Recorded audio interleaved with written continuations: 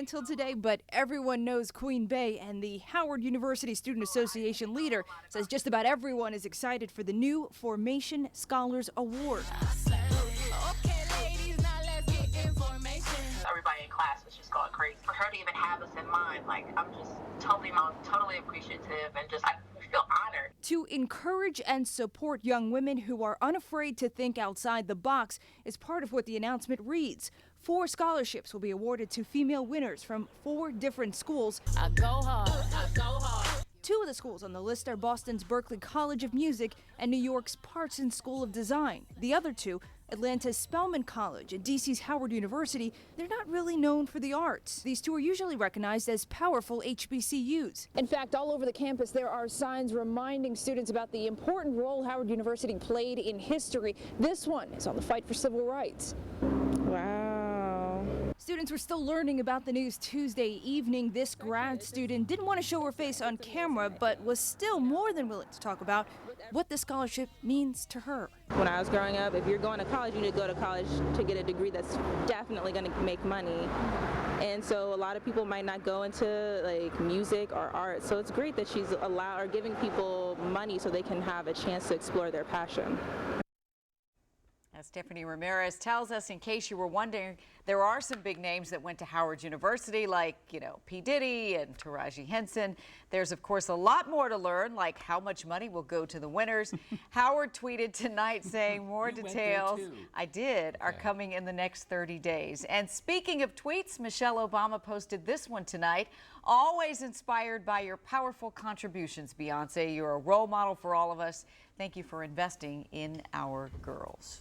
Can't skip over that. Very modest of you. Yeah, well, how am I supposed to say I'm a big name? That I went to Howard. I love Howard. Yeah, There's I know no you do. surprise. Be egomaniacs like the rest of us, right. and just say pronounce yourself. There's Own it. only so much space, so I'll just sit right here. If we could only make some space for the sun tomorrow, that would be terrific. It's going to be a slow process. I mean, it really is, and it may take until 4 or 5 o'clock if you're east of I-95. But I promise, on Thursday, everybody gets sun.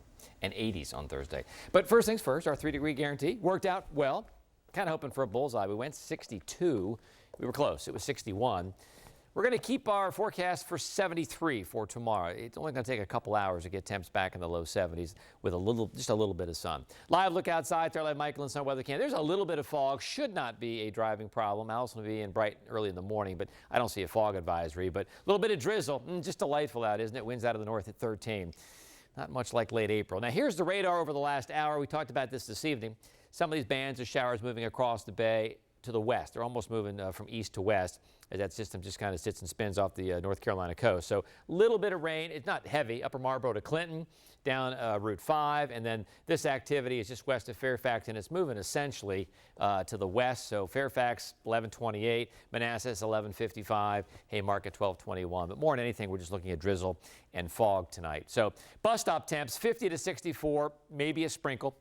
Warmer Wednesday, some afternoon sun, and in some cases late afternoon sun. Once again, if you're west of town, Winchester, you'll see sun before Fairfax. Fairfax, you'll see sun before Bowie. Bowie sees sun before Annapolis.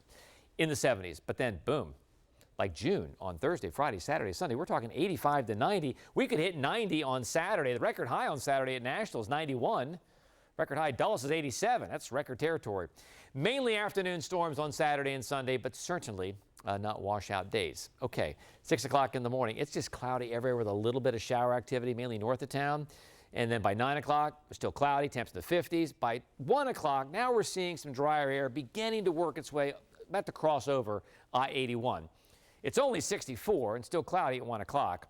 But then by 6 o'clock, and again, it may take all day to get some sunshine. Fortunately, the sun doesn't set until late after 7 o'clock. So 71 by 6 o'clock. But you folks in Annapolis along the bay, even down to La Plata and maybe even Bowie, may not see any sun until 5 or 6 o'clock tomorrow. And then tomorrow night, it's going to be eerily warm, almost like a June night, mainly holding in the 60s tomorrow night.